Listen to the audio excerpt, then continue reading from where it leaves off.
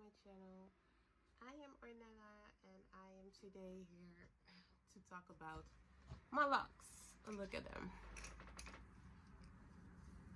I'm a proud lock wearer, 4 years already. I did had a retwist like 2 weeks ago, 2 weeks, 3 weeks or 2 weeks ago. I have to be honest, I started with the interlocking method, always continued with the interlocking method. You know, every method has its pros and cons, so I don't recommend one certain way of starting. It is what works for your hair, right? So yeah, but normally I'm semi free-forming. I like to have like breaks, a very long break. The break that I had before was 10 months. I don't know if it was the quarantine, but I needed that long break of no retwisting. So I'm here to talk about my Locjourney and how that started. I'm 28 at this point, and I started the journey when I was 24. So I did an internship, a very interesting one. But I faced also reality. So how they treated like black people, and the inequality between people, and also like the layers in the companies themselves, so that you would have a CEO and then a CFO and then the managers, and then we come, like, we are at the bottom of the ranks, right? So the normal people. And I learned all those things, and also I faced with racism for the first time, very extremely. So it was for me total shock, but also the change of going from studying to 9 to 5. It was a big shock for me. I wasn't used to it. But I also like questioned myself, why this inequality? Why is there so much inequality? And during that period of time, I had braids, I had box braids, and there were people like touching my hair without even asking, oh, is that your real hair? And that kind of stuff. And it was so irritating that I was like, leave me alone, you know? And they were so rude. They just touched my hair without even asking. Like, I was like, what should I do, you know? And I didn't knew that people nowadays, I will say, no, don't touch my hair, you know? But yeah, it was, by the way, yeah. So no, never mind. I wanted to say something, but never mind. So during that internship, I learned a lot about inequality. It wasn't interesting in the internship though, but I really was confronted by how life works and how big an issue racism is, actually. I always was bullied back in the days though, because of my features, you know. And I had always been faced with racism though, especially when I was younger. It was very hard. But I don't know, at an older age when I was studying, the racism, it appeared because people didn't want to work with me, and you know, I don't know how to talk about it, but it was just obvious. So I did my research about why this inequality was, and also I didn't had a lot of knowledge about who I was really as an African and how the African history was. So I did all the research because all those questions came into me, like, why is the inequality? Why they treat black people like this? Why this and that, you know? So I did my research. I read books. I have one book here. I still read this one. This is an example of a book. The African Origin of Civilization. I read the autobiography of Malcolm X. I'm now busy with the ISIS papers. All these kind of things to understand the way people, especially sometimes white people, are treating you the way they do, you know, and also about colonialism and slavery, and all the puzzle pieces came together, and I was like, oh, it works like this. Okay, so yeah, we are in an oppressed state of mind, right? So it did wake me up, and I was like, so black people are not even that bad. We are like, you know, actually the original people of this planet, you know?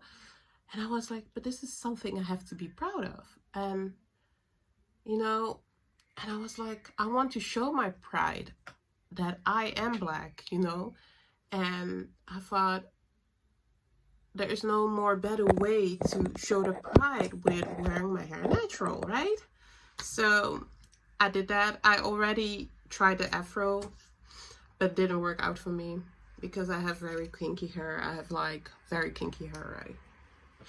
Wait, I will,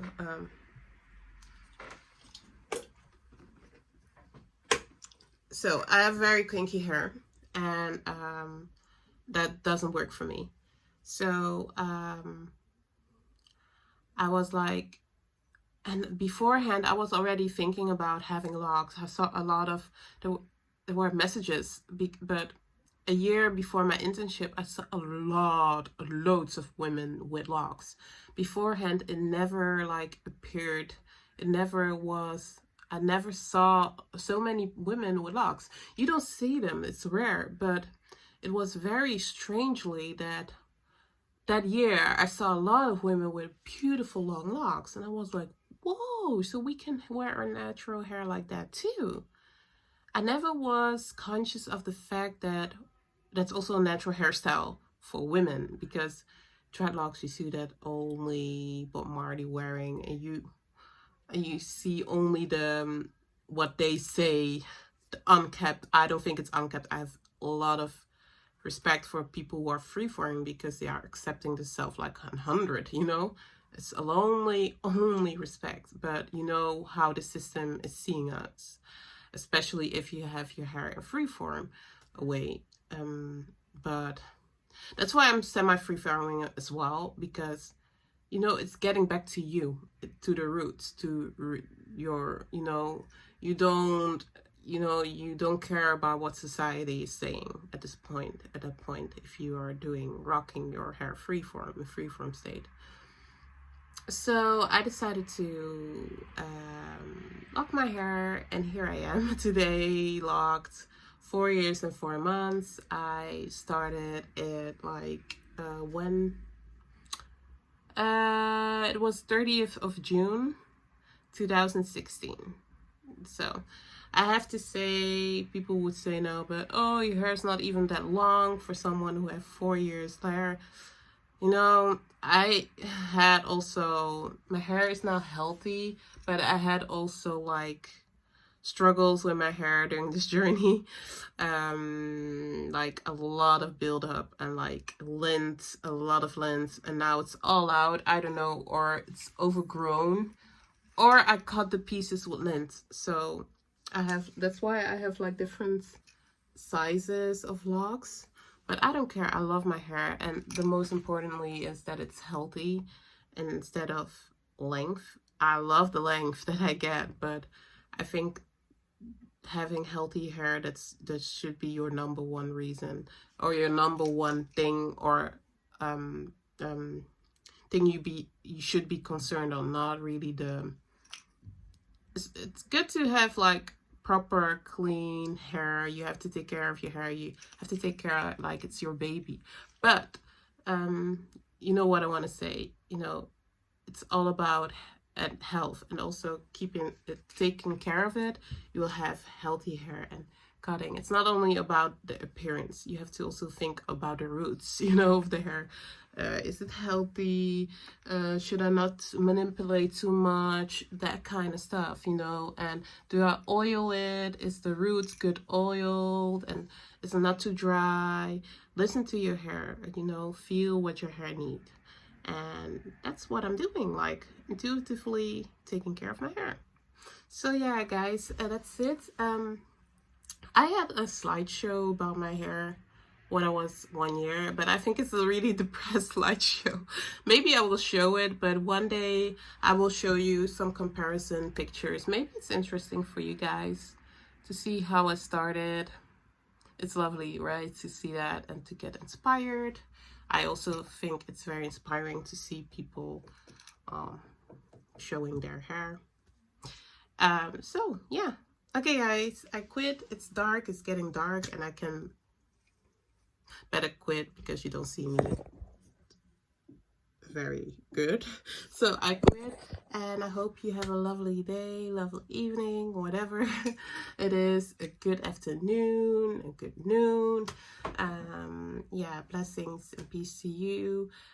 Keep strong. Keep doing you. That's all I can say. Follow your heart, but take also righteous, you know, righteous paths, and also, you know, be righteous and also good, and also especially good to yourself, you know. Keep that in mind and help other people when you can. If not, don't feel bad. You are good. Be righteous. Just be righteous. That's all. Okay, guys, have a lovely evening, and bye bye.